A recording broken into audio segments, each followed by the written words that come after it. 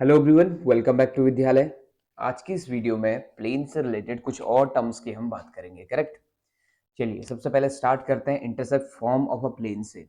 तो अगर आपको क्या दिया हुआ है, इंटरसेप्ट दिए हुए हैं। इंटरसेप्ट का मतलब होता है कि प्लेन कहाँ पर एक्स एक्सिस और वाई एक्सिस और जेड एक्सिस को कट कर रहा है। सपोज करो एक प्लेन है इस तरह से, और ये एक्स एक्सिस है, ये वाई एक्सिस हो गई, और यहाँ जेड एक्सिस है। ठीक। तो एक्स एक्सिस को मान लिया ये ए पॉइंट पे कट करता है, इसको बी पर, इसको सी पर। इसका मतलब ये है कि ये जो, अगर कैपिटल ए से इसे डिनोट करूं तो इसके कोऑर्डिनेट होंगे ए कॉमा जीरो कॉमा जीरो। इसे अगर कैपिटल बी से डिनोट करूं तो ये होंगे zero comma B comma zero. और इसको कैपिटल सी से डिनोट कर दिया जाए तो इसके कोऑर्डिनेट होंगे जीरो कॉमा जीरो कॉमा सी। ठीक। तो ऐसे केस में यानी कि आपको इंटरसेप्ट क्या क्या दिए हुए हैं। एक्स इंटरसेप्ट आपको दिया हुआ है ए, वाई इंटरसेप्ट आपको दिया हुआ है बी, और जेड इंटरसेप्ट आपको दिया हुआ है सी। ठीक है। तो ऐसे केस में प्लेन की इक्वेशन क्या बन जाती है, X upon A plus Y upon B plus Z upon C is equal to one. तो ये बड़ी आसान सी फॉर्म है कि अगर आपको इंटरसेप्ट डायरेक्टली दिए हुए हैं तो आप बिना किसी प्रॉब्लम के डायरेक्ट इक्वेशन ढूंढ सकते हैं, किसके, प्लेन की इक्वेशन। करेक्ट। चलिए जी, समझ आ गया होगा शायद। ठीक। अब इसी में एक छोटा सा क्वेश्चन ले लूं।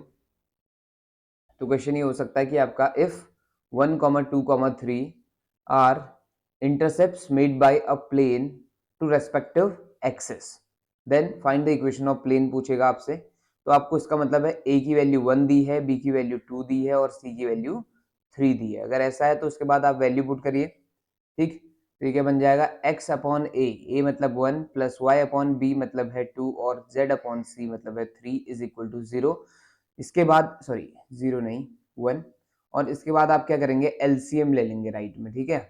एलसीएम लेंगे तो ये बन जाएगा 6, और यहाँ आएगा आपका 6x plus 3y plus 2z is equal to 1। तो फाइनल जो आंसर आएगा वो कुछ इस तरह से आपको दिखाई देगा, 6x plus 3y plus 2z is equal to 6।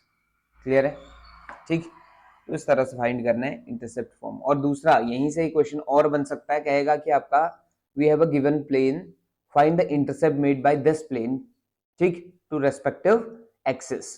तो जैसे मान लो 2x plus 3y plus 4z दिया हुआ है, ठीक है, और इक्वल टू 12, और आपसे कहता है कि आपका इंटरसेप्ट निकालिए। तो आप क्या करेंगे, इसको इंटरसेप्ट फॉर्म में कन्वर्ट कर दीजिए। क्या करो, राइट में 1 बचाओ। पहला काम है हमारा कि राइट में 1 बचाना है। 1 बचाने का मतलब है 12 से डिवाइड कर दिया बोथ साइड। 12 से डिवाइड करने के बाद राइट में 1 तो बन गया। अब अगला काम है कि इस डिनोमिनेटर को आप डिस्ट्रीब्यूट कर दो। ठीक है। इस डिनोमिनेटर को हमने डिस्ट्रीब्यूट कर दिया है। अब कैंसिल करने की बारी। और कभी कभी हो सकता है कटे ना, तो कैसे लिखना मैं समझाता हूँ अभी। जैसे यहाँ से तो 12 से कट रहा है, 2 से 12 कट रहा है कितने टाइम्स, 6 टाइम्स। और प्लस 3 से भी कटता है कितने टाइम्स, 4। और 4 से कटता है कितने टाइम्स, ये कटता है 3 टाइम्स। ठीक। Equal to 1। तो ए कौन हो गया, 6, बी कौन है, 4, और सी कौन है, 3। करेक्ट। इतना ये चीज आपको समझ आ गई होगी। और कहीं भाई पे नहीं कटने वाले टर्म्स होंगे, जैसे कि एग्जांपल देता हूं मैं आपको, x plus 3y plus 7z equal to 12 है सपोज करो। तो ऐसे केस में आप 12 को अपॉन में ले आएंगे तो कोई प्रॉब्लम नहीं है यहाँ तक। तो 7/12 10 इक्वल टू 1। ठीक। तो ये दोनों टर्म्स तो कटने वाले हैं। देखो x/12 ही रहेगा, इसमें कोई प्रॉब्लम नहीं, 3 से कट जाएगा, ये कितने टाइम्स, 4, कोई दिक्कत नहीं है। लेकिन 7 से 12 नहीं कटता। इसका मतलब है आपने लिखना कैसे पड़ेगा इसको, 12/7 इक्वल टू 1। तो a हो गया कौन, 12, b कौन है, 4, और c कौन है, 12/7। क्लियर है इतना। ठीक।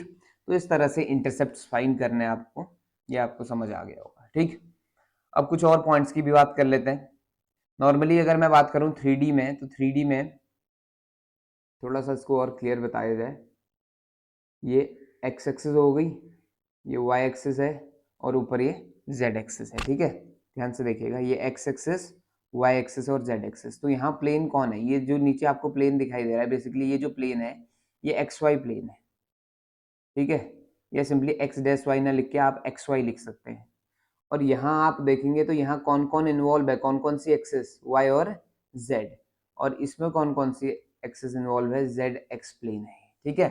तो X Y plane, Y Z plane और जेड एक्स प्लेन अलग अलग तरह के प्लेन है। तो वाई जेड प्लेन की खासियत है कि वाई जेड प्लेन किसके परपेंडिकुलर है, किस एक्सिस के परपेंडिकुलर है, एक्स एक्सिस के। जेड एक्स प्लेन किसके परपेंडिकुलर है, वाई एक्सिस के। और ऐसे ही एक्स वाई प्लेन किसके परपेंडिकुलर है, ये है जेड एक्सिस के। इतना आपको समझ आ गया होगा, है ना। तो अब जब आपसे पूछा जाए कि what is the equation of Y Z plane, तो वाई जेड प्लेन की इक्वेशन क्या है। तो वाई जेड प्लेन की इक्वेशन के लिए आपको दिमाग में रखना है कि यहाँ कौन गायब है, ये सोच लो बस। वाई जेड का मतलब किसका जिक्र नहीं, एक्स का। तो एक्स इक्वल टू 0 इसकी इक्वेशन हो जाएगी, यानी एक्स की वैल्यू नहीं है उसमें कुछ भी, ठीक है ना। ऐसी अगर आपसे पूछे जेड एक्स प्लेन की इक्वेशन, तो आप बोलेंगे y इज इक्वल टू 0। और अगर एक्स वाई प्लेन की इक्वेशन पूछ ली गई तो z इक्वल टू क्या आ जाएगा, 0 आ जाएगा, ठीक। अदरवाइज वो दिमाग आप ये लगा सकते हैं कि वाई जेड प्लेन में ओरिजिन तो होगा ही, है ना। तो एक पॉइंट मिल गया ओरिजिन, या कोई भी पॉइंट आप लेते हैं तो वहां ऑब्वियस है x की वैल्यू 0 होगी, बाकी कोई भी पॉइंट होगा b कॉमा c हो सकता है, ठीक है ना। और इसके जो परपेंडिकुलर है, इसका जो नॉर्मल है वो कौन है, एक्स एक्सिस है। और अगर इसका नॉर्मल एक्स एक्सिस है तो इसके डीसीज हमें पता होते हैं 1,0,0। तो देखिए डीसीज मिल चुके हैं, एनी पॉइंट मिल चुका है, या ये लीजिए या लीजिए। इसकी मदद से आप जब इक्वेशन निकालेंगे तो आपको इक्वेशन x इक्वल टू क्या मिलने वाली, 0 मिलने वाली, चेक कर सकते हैं, ठीक है। और ऐसे ही वाई जेड वाले, जेड एक्स वाले में, ऐसे ही आपका एक्स वाई वाले में। क्लियर है इतना, यहाँ तक शायद कोई डाउट नहीं है। अब बात कर लेते हैं नेक्स्ट पॉइंट की। तो अगर कोऑर्डिनेट प्लेन्स के पैरेलल अगर इक्वेशंस है हमारी, तो उसको कैसे डील करना है, ठीक है। Equations plane, equations parallel to coordinate planes, ठीक। एग्जांपल से चलते हैं आगे। ये एक्स एक्सिस हो गया, ये वाई एक्सिस और ये जेड एक्सिस। तो मान लो थोड़ी देर के लिए ये जो वाई जेड प्लेन है, इसके पैरेलल कोई प्लेन होता तो आपको इस तरह से दिखाई देता है ना। ये प्लेन आपका किसके पैरेलल है, वाई जेड प्लेन के पैरेलल है। तो आप इसमें देख पा रहे हैं कि यहाँ पे अगर मान लो कोई पॉइंट है इस एक्सिस में, तो इसका कोऑर्डिनेट क्या मान लिया, a कॉमा 0 कॉमा ए नहीं मान लेता, x1 मान लेते हैं, ठीक है ना। x1 कॉमा 0 कॉमा 0, ठीक। या आप चाहें तो a ही मान लो, कोई दिक्कत नहीं है अभी, क्योंकि x equal to A equation बना रहा हूं मैं इसको, ठीक। दूसरा, ये जो एक्सिस है इसके डीसीज आप सभी को पता है, डीसीज कौन है इसके, 1,0,0, ठीक। तो प्लेन की इक्वेशन क्या हुआ करती थी, a into X minus X one plus B into Y minus Y one plus C into Z minus Z one is equal to 0। तो ये जो एबीसी थे ये बेसिकली डीआरस थे, बट अगर आपको डीसीज पता है तो यू कैन सब्स्टिट्यूट एबीसी को किससे आप रिप्लेस कर सकते हैं, एलएमएन से रिप्लेस कर सकते हैं, ठीक है। एल की वैल्यू कितनी है इस बार, 1 है, एम की वैल्यू 0 है और एन की वैल्यू 0 है। यानी कि आपको डीसीज पता है या डीआरस पता है, आपकी इक्वेशन बन ही जाएगी, ठीक है। यानी A into B into C की जगह L into M into N आ जाएगा, बाकी कोई चेंज नहीं होना है। तो वैल्यूज पुट करते हैं, स्टार्ट करते हैं। देखो 1 into X minus X one, X minus X one में एक्स वन की वैल्यू इस बार ए दी है, तो एक्स माइनस ए प्लस दूसरा टर्म 0 है, वाई माइनस 0 प्लस तीसरा टर्म 0 है, Z minus 0 is equal to 0। तो ये दोनों पार्ट तो 0 हो गए, तो यहाँ से x इक्वल टू क्या आ गया, a। यानी हम ये कह सकते हैं कि equation parallel to coordinate planes में अगर yz प्लेन के पैरेलल है तो x इक्वल टू a होगा। पैरेलल टू yz प्लेन है तो इसका मतलब x इक्वल टू a होगा। पैरेलल टू zx प्लेन है तो y equal to b type हो जाएगा, और पैरेलल टू xy प्लेन है तो z equal to c type हो जाएगा। कंफर्म इतना, ये भी आपको समझ आ गया होगा, ठीक।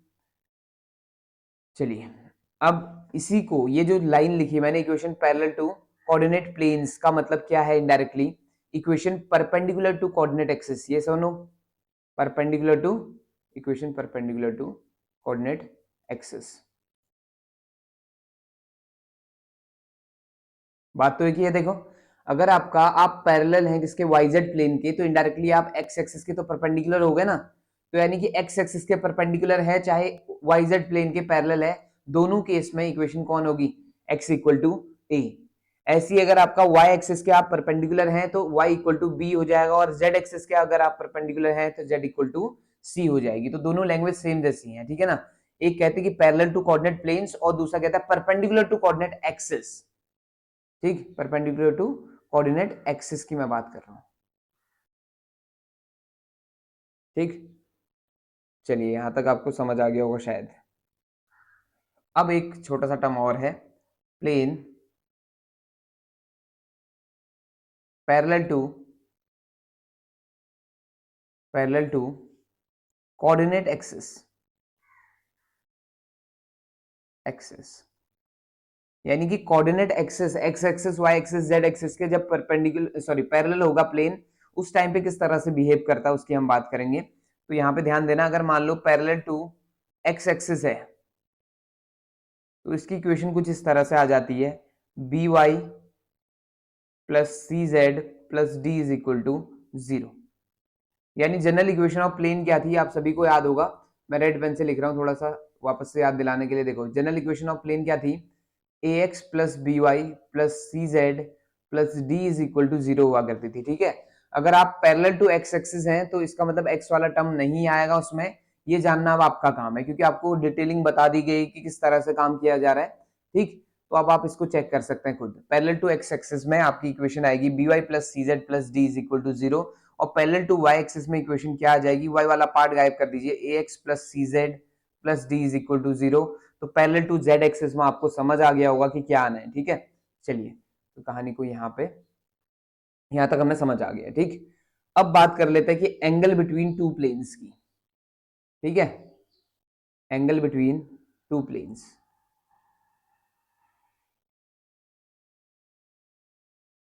Angle between two planes. ठीक, तो दो प्लेन के बीच का अगर एंगल चाहिए तो यहाँ हम दो प्लेन के बीच का एंगल नहीं ढूंढते, हम क्या ढूंढते हैं वो मैं बता रहा हूँ आपको। जैसे सपोज करो दो प्लेन इस तरह से इंटरसेक्ट कर रहे हैं, ठीक है, ये आपका दो प्लेन को मैं थोड़ा सा इस तरह से बना दिया, तो ये जो एंगल है यही आपका दो प्लेन के बीच का एंगल है। पर हम दो प्लेन्स के बीच का एंगल नहीं ढूंढेंगे, हम ढूंढेंगे लाइंस के बीच का एंगल। ठीक है, और ये लाइंस का मतलब मेरा है नॉर्मल से, तो यानी जो एंगल नॉर्मल बनाएंगे एक दूसरे से प्लेन के, वही एंगल प्लेन भी एक दूसरे से बनाने वाले हैं। ठीक है, अब आप चेक कर सकते हैं इस चीज को, देखिएगा ये एक प्लेन है, पहला प्लेन है सपोज करो, और ये दूसरा प्लेन है। ठीक, और इसका नॉर्मल इस तरह से आएगा, इसका नॉर्मल यहाँ बाहर की ओर प्लेन के। ठीक है, ये एंगल और ये एंगल आपस में क्या होंगे, इक्वल होने वाले हैं। ठीक, तो यानी हम प्लेन के बीच का एंगल ना ढूंढ के हम ढूंढेंगे लाइंस के बीच का एंगल, यानी नॉर्मल्स के बीच का एंगल। ठीक है, तो एंगल बिटवीन टू प्लेन्स का मतलब है एंगल बिटवीन देयर नॉर्मल्स, यानी कि हम कहें एंगल बिटवीन टू प्लेन्स, तो उनके नॉर्मल्स के बीच जो एंगल होगा वही एक्चुअल में उन दो प्लेन के बीच का एंगल होगा। ठीक है, चलिए जी, तो कैसे ढूंढना है उसकी मैं बात करता हूँ। सबसे पहले आपने ध्यान देना है कि जो नॉर्मल्स के डी आर्स है या डीसीज आपको नोन होनी चाहिए। मान लो पहले फर्स्ट प्लेन के डी आर्स है A1 B1 C1। ठीक है, और दूसरे प्लेन के डी आर्स हैं, ये प्लेन 1 की बात चल रही है और ये प्लेन 2। ठीक, तो प्लेन 2 के डी आर्स आपको दिए हुए हैं, नॉर्मल के डी आर्स। ठीक है, A2 B2 C2, तो ऐसे केस में एंगल हो जाएगा cos theta equal to A1 A2 plus B1 B2 plus C1 C2 divided by under root of A1 square plus B1 square plus C1 square multiplied by A2 square plus B2 square plus C2 square. ये आपका क्या बन जाएगा, angle between two planes की का formula हो गया। ठीक है, अब एक क्वेश्चन मैं आपको बताऊं तो इससे रिलेटेड, सपोज करो दो प्लेन्स हमारे पास। ठीक, find angle between planes, plane दिए हुए हैं 2x minus Y plus Z is equal to 7 और x plus Y plus 2z is equal to 9। ठीक है, तो आपको क्या करना है, A1 पहचानना है। A1 कैसे पहचानेंगे, देखो ये A1 है, ये B1 है, ये C1 है, यानी कि x का कोफिशिएंट A1 है, y का कोफिशिएंट जो आपको दिख रहा है वो एक्चुअल में B1 है। ठीक है ना, B1 कितना हो गया -1, C1 कितना है हमारे पास इस बार 1, ऐसे ही A2 कितना है 1, B2 कितना है 1, C2 कितना है 2। ठीक, तो A1 B1 C1 A2 B2 C2 आपको समझ आ गए होंगे। अब सीधे सीधे फॉर्मूले में पुट करो, cos थीटा इक्वल टू क्या होता है A1 A2 plus B1 B2 plus C1 C2 divided by under root of A1 square plus B1 square plus C1 square multiply by A2 square plus B2 square plus C2 square. Correct. Value put की तो A1 A2 को multiply किया मैंने 2 into 1 और plus -1 into 1 plus 1 into 2 divided by under root of 2 square 4 होता है, 1 square 1 होता है, 1 स्क्वायर 1 हो जाएगा, under root of 1 plus 1 plus 4। ठीक है, तो ये चीज क्या आ गई, ऊपर 2 आ गया, -1 plus 2 divided by under root 6 multiplied by under root 6। तो 2 4 हुआ, 4 में से एक गया कितना 3 अपॉन कितना आ गया 6 आ चुका है, तो ये आंसर आ गया 1/2। तो कॉस थीटा इक्वल टू जैसे ही 1/2 आया तो इसका मतलब आप सभी समझते हैं कि कॉस थीटा की वैल्यू 1/2 कब होती है, π/3 पर। ठीक, तो फाइनल आंसर क्या आ गया हमारा, π/3 आ गया। ठीक, यानी कि 60 डिग्री आ गया। कंफर्म इतना। तो इस तरह से आपने फाइंड करना है क्या, एंगल।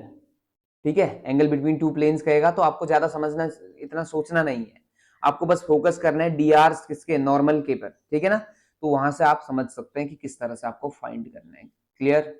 चलिए जी, ये चीज आपको क्लियर हो गई है, ऐसे मान लेता हूं फिर, है ना। अब एक और चीज, बड़ा इंपॉर्टेंट टॉपिक है, आपको एक पॉइंट दिया होगा। ठीक है, ये बड़ा इंपॉर्टेंट है। उससे पहले एक छोटी सी बात और कर लेता हूँ, दो प्लेन परपेंडिकुलर कब होंगे। ठीक है ना, plane 1 is perpendicular to plane 2 if, यानी कि अगर प्लेन 1 और प्लेन 2 परपेंडिकुलर होना चाह रहे हैं तो ऑब्वियस है उनके नॉर्मल्स भी क्या होने चाहिए, परपेंडिकुलर होने चाहिए। तो इसका मतलब है A1 A2 plus B1 B2 plus C1 C2 equal to क्या होना चाहिए, 0 आ जाना चाहिए। ठीक है, आपसे कहेगा कि check whether these two planes are perpendicular और नॉट, या तो आप एंगल की वैल्यू कितना रख दो, कितना फाइंड कर लो 90 डिग्री, जैसे इससे पहले वाले में मैंने 60 डिग्री फाइंड की थी, ऐसे ही आप 90 डिग्री फाइंड कर लो, या आप ये दिखा दो कि A1 A2 plus B1 B2 plus C1 C2 equal to 0 होता है। अब ये कहीं और से नहीं आया, ये फॉर्मूला ही तो है। देखो cos 90 डिग्री की मैं बात करूं, अगर cos 90 डिग्री कितना होता है 0, और cos 90 की वैल्यू मैंने क्या बताई थी आपको, A1 A2 plus B1 B2 plus C1 C2 divided by something. तो डिवीजन वाला पार्ट राइट में चला गया समझ लो, और ये चीज आपका आंसर दे दी है ना, A1 A2 plus B1 B2 plus C1 C2 equal to क्या आ गया, 0 आ गया। अब ऐसे ही अगर आपसे कह दिया जाए plane 1 is parallel to plane 2, तो ऐसे केस में A1 अपॉन A2 इक्वल होगा B1 अपॉन B2 के इक्वल होगा C1 अपॉन C2 के, यानी कि ये तीनों आपस में क्या हो जाएंगे, इक्वल हो जाएंगे जब ये क्या होंगे, पैरेलल होंगे। ठीक, और एक और छोटी सी चीज मैं आपको बता दूं, अगर P1 पैरेलल टू है किसके, P2 के, सपोज करो P1 की जो इक्वेशन है वो है AX plus BY plus CZ plus D is equal to 0, ये P1 की इक्वेशन है। करेक्ट। तो P2 की इक्वेशन आप यहीं से गेन कर सकते हैं, लेकिन उसके लिए आपको क्या करना है, AX plus BY plus CZ same as रहेगा, बस कांस्टेंट का डिफरेंस आ जाता है, D की जगह आप कोई दूसरा कांस्टेंट यूज कर सकते हैं, लैम्डा। ठीक, यानी हम कह सकते हैं कि दो प्लेन अगर पैरेलल हैं तो उनमें सिर्फ और सिर्फ जो कांस्टेंट है उसका डिफरेंस आ जाता है, बाकी कोई बड़ी बात नहीं होने वाली। क्लियर, इतना समझ आ गया होगा। ठीक, चलिए जी, अब बात कर लेता हूं एक इंपॉर्टेंट पॉइंट पर। अगर आपको पॉइंट दिया हुआ है x1, y1, z1, ठीक, और दूसरा पॉइंट दिया हुआ है x2, क्यू लिख लेता हूं इसको, y2, z2। अब आपसे पूछे कि ये जो दोनों पॉइंट हैं वो किसी प्लेन के सेम साइड हैं या अपोजिट साइड। मेरा मतलब सेम साइड से क्या है, देखिएगा ये जो प्लेन है ये आपका इनफाइनाइट लेंथ गेन करेगा ना, ये पूरा फैला हुआ है प्लेन, तो मेरा मतलब है कि P और Q क्या यही है, या P यहां है तो Q इधर है, यानी अपोजिट साइड है या सेम साइड है, ये मतलब है। ठीक है ना, तो ये कैसे पता चलेगा कि प्लेन के सेम साइड पॉइंट है कि अपोजिट साइड है, आपने क्या करना है, प्लेन की इक्वेशन दी होगी आपको ax plus by plus cz plus d is equal to 0, तो आपने इसमें x1 की वैल्यू पुट कर देना, है ना। तो पहले वाले में क्या किया हमने, ax1 plus by1 plus cz1 plus D निकाला हमने। ठीक है, ये फाइंड किया है, इक्वल टू 0 मत पुट करना इसको क्योंकि वो प्लेन में नहीं है। दूसरा दूसरा पॉइंट पुट कर दो LHS में, ax2 plus by2 plus cz2 plus D, आपने दोनों वैल्यूज पुट कर दी।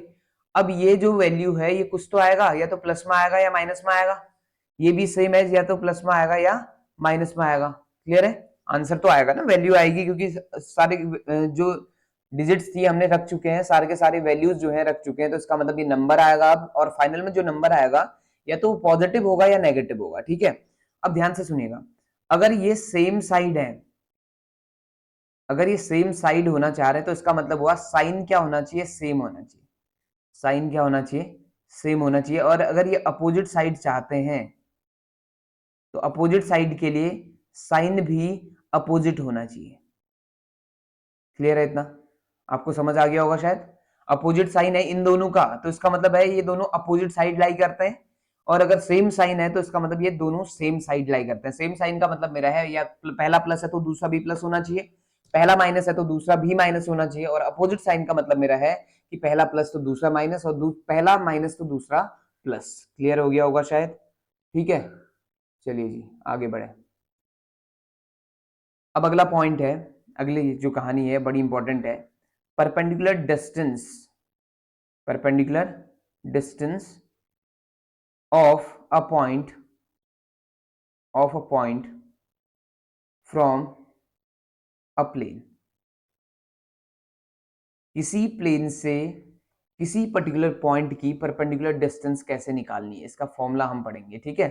सपोज करो ये प्लेन है, यहां से इस पॉइंट की डिस्टेंस निकालनी, मान लो ये पी पॉइंट है, x1, y1, z1, और ये प्लेन की इक्वेशन है ax plus B Y plus C Z plus D is equal to 0।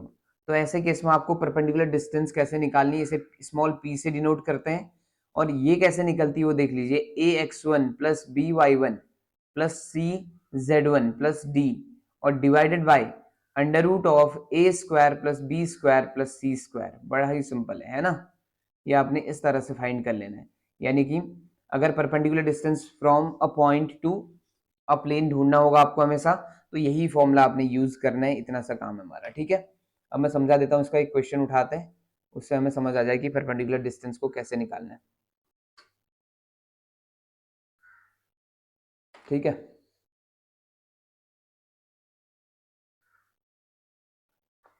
चलिए जी एक छोटा सा क्वेश्चन उठाते हैं। कहता find the distance of the plane. देखिए अगर आपसे चाहे परपेंडिकुलर डिस्टेंस बोल के पूछे या नॉर्मली पूछे कि find the distance of the point from this plane, तो डिस्टेंस का मतलब हमेशा परपेंडिकुलर से होता है, ठीक है ना।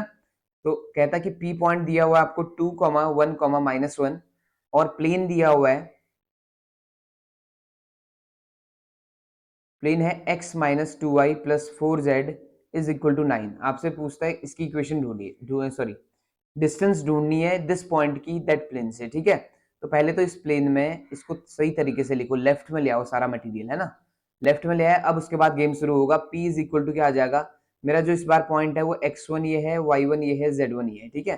तो x यहाँ क्या आ जाएगा, 1 into x1 that is 2, minus 2 into y1 that is 1, और plus 4 into -1 -9 divided by under root of A square, A मतलब है x का कोफिशिएंट, 1 स्क्वायर हो गया, प्लस y का कोफिशिएंट का स्क्वायर प्लस z के कोफिशिएंट का स्क्वायर, करेक्ट इतना। और ऊपर आप मॉड लगा देना, क्योंकि डिस्टेंस है, डिस्टेंस आपका कभी नेगेटिव नहीं होती, तो उससे बचने के लिए, उसे अवॉइड करने के लिए आपका मॉड लगाया जा रहा है, ठीक। तो क्या आ जाएगा ये 2 - 2 -4 -9 आ गया ना, 2 से 2 तो गया, और डिवाइडेड बाई कितना आ रहा है 1 + 4 + 16, तो 21 आ जाएगा अपॉन में ये ऊपर 13, 13 बाई अंडर रूट ऑफ 21 आपका फाइनल आंसर आ जाएगा। यानी कि distance of that point from this plane आपको समझ आ गया होगा, ठीक है। क्लियर है इतना, चलिए जी ये भी आपको समझ आ गया। अब मैं आपको एक छोटा सा टर्म और समझाऊं, ठीक। अच्छा क्वेश्चन है, देखिएगा कि डिस्टेंस बिटवीन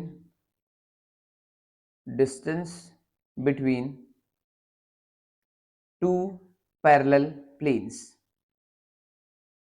पैरेलल प्लेन्स यानी कि दो पैरेलल प्लेन्स के बीच की डिस्टेंस आप कैसे ढूंढोगे, ठीक, उसकी हम बात कर रहे हैं। तो distance between two parallel planes अगर बात करेंगे तो कैसे ढूंढनी है उसकी मैं चर्चा करता हूं। देखो जरा, मान लो पहला प्लेन दिया हुआ है 2x minus Y plus 3z minus 4 equal to 0, और दूसरा प्लेन दिया हुआ है 6x minus 3y plus 9z plus 13 equal to 0। और एक चीज और आपने दिमाग में रखनी है कि ये दोनों प्लेन पैरेलल हैं, ये कैसे पता चलेगा आपको। तो आप क्या करेंगे, a1 अपॉन a2 देखो, 2/6 कितना होता है 1/3, -1/-3 कितना होता है 1/3, 3/9 कितना होता है 1/3। तो यानी कि ये पैरेलल तो है ही ना, यहाँ तक तो समझ आ गया होगा। ठीक, तो जब भी दो प्लेन पैरेलल दिए होते हैं, मैं यहाँ से एग्जांपल से कर रहा हूँ आपका, ax plus B Y plus C Z plus d one is equal to 0 और ax plus B Y plus C Z plus d two equal to 0। मैंने बताया था ना कि दो प्लेन अगर पैरेलल होते हैं तो उसका मतलब है कांस्टेंट का डिफरेंस है, बस कोफिशिएंट सेम ही रहने हैं। अभी मैं बना के दिखाता हूँ कि इसके कोफिशिएंट कैसे सेम बनाने हैं। ठीक, तो ऐसे केस में परपेंडिकुलर डिस्टेंस का जो फॉर्मूला है वो थोड़ा चेंज हो जाएगा, d1 minus d2 divided by under root of a square plus B square plus C square, ये बन जाएगा पैरेलल प्लेन के केस में। अब ये कैसे हो रहा है यहाँ देखिएगा, इसमें से तो कुछ कॉमन नहीं आ सकता, बट यहाँ से आ सकता कॉमन। कौन आ रहा कॉमन, यहाँ से 3 कॉमन आ रहा है, तो 3 कॉमन आएगा तो क्या बन जाएगा 2x minus Y plus 3z plus 13/3 is equal to 0, यानी कि पूरी इक्वेशन को डिवाइड कर दिया 3 से। अब गौर से देखिएगा इसका, देखो एक्स वाई जेड के कोफिशिएंट और एक्स वाई जेड के कोफिशिएंट सेम दिख रहे हैं, कांस्टेंट टर्म डिफर दिख रहा है, इसका मतलब ये पैरेलल प्लेन्स है। और ये अगर पैरेलल प्लेन्स है तो आपको कैसे डिस्टेंस निकाली वो मैं आप समझाऊं। d1 का मतलब मेरा है -4 से और d2 का मतलब है -13/3 हो जाएगा, क्योंकि d1 माइनस d2 था ना फॉर्मूला।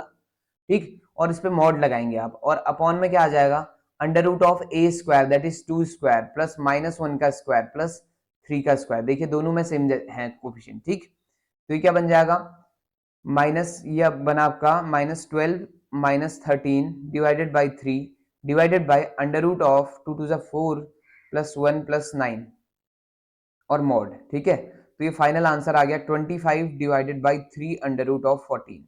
तो ये फाइनल आंसर है, यानी कि distance between these two parallel planes is equal to 25/3 under root 14। Correct, done इतना।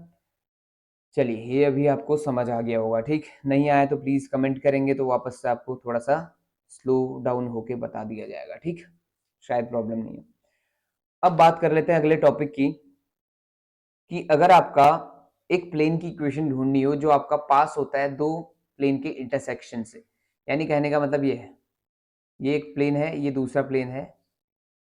ठीक, इनका इंटरसेक्शन हो रहा है और यहां से तीसरा प्लेन पास हो रहा है, ये कोई तीसरा प्लेन है। ठीक, तो इस तीसरे प्लेन की इक्वेशन कैसे ढूंढेंगे, whenever we have given these two equations. ठीक है, इन दोनों की इक्वेशन जब दी होंगी तो तीसरे की कैसे ढूंढनी है उसकी हमें बात करनी है। क्लियर, चलिए जी स्टार्ट करें फिर कहानी को। तो है a plane through the intersection of two given planes, plane through intersection of two given planes.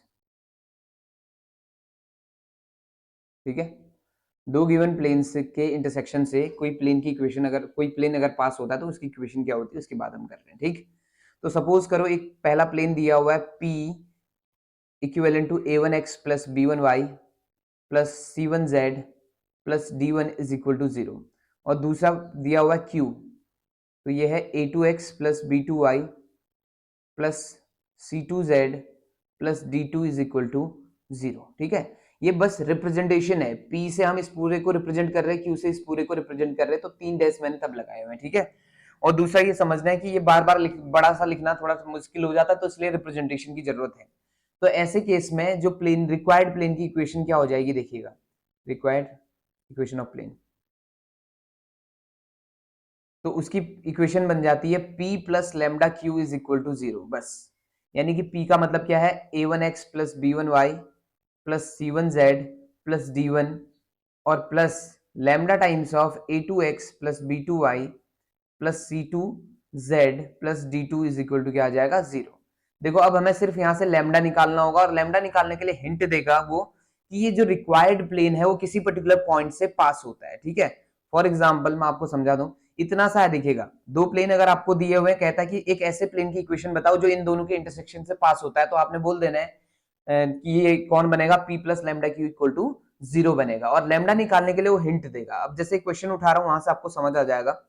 ठीक, P दिया हुआ है x plus 2y plus 3z plus 5 is equal to 0 दिया हुआ है, और Q दिया हुआ है आपको x minus 3y plus z plus 6 equal to 0, और कहता है कि जो रिक्वायर्ड प्लेन है वो कहां से पास होता है, ओरिजिन से। ध्यान देना, रिक्वायर्ड प्लेन इनमें से कोई नहीं, मेन प्लेन कौन है, रिक्वायर्ड प्लेन की बात चल रही है, ठीक है। तो हम कहेंगे therefore the required equation of plane will be p plus lambda q is equal to 0, यही होगा, विच इंप्लाइज p की वैल्यू पुट कर दो, x plus 2y plus 3z plus 5, ये बन गया पहला p plus lambda into q, q क्या है x minus 3y plus z plus 6 equal to 0।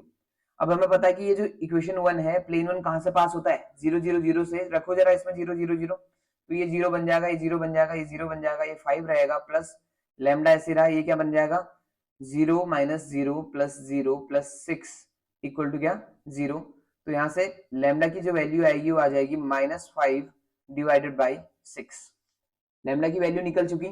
अब इस इक्वेशन 1 में वापस पुट कर दो उसकी वैल्यू को, तो ये बन जाएगा x plus 2y plus 3z plus 5 ऐसे रहा, और माइनस लैम्डा की जगह आ गया 5/6 divided by x minus 3y plus z plus 6 equal to 0, ठीक। और जैसे ही आप इसको सॉल्व करेंगे, यानी कि 6 से एलसीएम लेने के बाद x वाली कैटेगरी को एक साथ रखेंगे और y वाली कैटेगरी को एक साथ रखेंगे, तो आपका जो फाइनल आंसर आएगा सॉल्व करने के बाद वो कुछ इस तरह से आएगा, x plus 27y plus 13z is equal to 0, ये कंफर्म है, ठीक है। तो इस तरह से फाइंड करना है प्लेन की इक्वेशन जो कहां से पास होता है, दो प्लेन्स के इंटरसेक्शन से पास होता है। तो ज्यादा आपने सोचना नहीं है, बस वो इक्वेशन कौन बनेगी, p plus lambda q is equal to 0। Done. चलिए जी आगे बढ़ते हैं। अब बात कर लेते हैं कि अगर आपको एक प्लेन की इक्वेशन दी है और एक लाइन की इक्वेशन दी है और आपसे पूछा जाता है कि क्या ये दोनों पैरेलल हैं, क्या ये दोनों परपेंडिकुलर हैं, उसकी हम बात करते हैं, ठीक। The line is parallel to the plane, यानी कि मान लो एक प्लेन दिया हो आपको ax plus B Y plus C Z plus D is equal to 0, ठीक है। ये प्लेन है P1 मान लिया इसको मैंने, और ऐसी लाइन की इक्वेशन दी हुई है आपको, ठीक। लाइन की इक्वेशन इस तरह फॉर्म में होती है, जब लाइन पढ़ेंगे तो तब जानेंगे आप लोग। L equal to y minus Y one upon m is equal to z minus Z one upon n, ठीक। ये लाइन की इक्वेशन दी है, इसे मैं L1 बोल रहा हूँ। तो प्लेन और लाइन जो है वो परपेंडिकुलर कब होगा, वो परपेंडिकुलर कब होंगे, देखिएगा a अपॉन एल जब बराबर होगा b अपॉन एम बराबर होगा c अपॉन एन के, और ये दोनों आपका पैरेलल कब होंगे, पैरेलल तब होंगे जब al plus b m plus c n की वैल्यू कितनी होगी, 0 होगी, ठीक है। ये कुछ नया नहीं बता रहा हूँ मैं आपको, अगर आपको समझ आ पा रही चीजें, आप अच्छे से प्लेन को समझ पा रहे हैं, तो ये जो चीज है ये मैं पहले बता चुका हूँ आपको, ये वो कैसे, वो देख लो। सपोज करो ये प्लेन है, ये प्लेन है तो ऑब्वियस है इसका जो नॉर्मल होगा वो ये रहा होगा। अब कोई लाइन दी है तो लाइन और नॉर्मल दोनों लाइन ही तो है ना, और हमें बात की थी कि आपका एंगल जो है किसके बीच ढूंढेंगे, देखो प्लेन के बीच एंगल कभी नहीं ढूंढेंगे हम ढूंढेंगे लाइंस के बीच एंगल, और लाइंस के बीच एंगल का मतलब है मेरा कि नॉर्मल के बीच का एंगल, यही बात हुई थी। अब अगर दो लाइंस आपस में परपेंडिकुलर हैं, या सॉरी प्लेन और लाइन अगर आपस में परपेंडिकुलर है, तो ये तो प्लेन हो गया और ये प्लेन का क्या है, नॉर्मल है, और मान लो ये गिवन लाइन है, ठीक है, ये कौन है, गिवन लाइन है। तो ये लाइन और ये नॉर्मल, ये दोनों आपस में पैरेलल हो गए ना, तो ये पैरेलल वाली कंडीशन जैसी आपको दिखाई दे रही होगी इससे थोड़ी देर पहले जो लिखी थी, ऐसे अगर मान लो ये प्लेन है और ये आपका उसका नॉर्मल है, और प्लेन पैरेलल है एक लाइन के, तो लाइन इस तरह से होगी, तो ये लाइन और इस नॉर्मल के बीच का एंगल कितना है, 90 डिग्री। तो थोड़ी देर पहले मैंने आपको बताया था कि इन दोनों के बीच की कहानी किस तरह से काम करना है 90 वाले पे, ठीक। ये वही चीज है, तो ये नया नहीं है। अगर आपको प्लेन दिया हुआ और लाइन दी है, परपेंडिकुलरिटी के बारे में बात करता है या पैरेललिज्म के बारे में बात करता है, तो आपको इस तरह से काम करना है, ठीक है। चलिए जी यहाँ तक आपको समझ आ गया होगा, तो उम्मीद करते हैं कि यह सारी कहानी आपको समझ आ गई होगी। अगर ऐसा है तो please do like share and subscribe. अब आपसे मिलेंगे नेक्स्ट वीडियो में। Thank you so much for watching.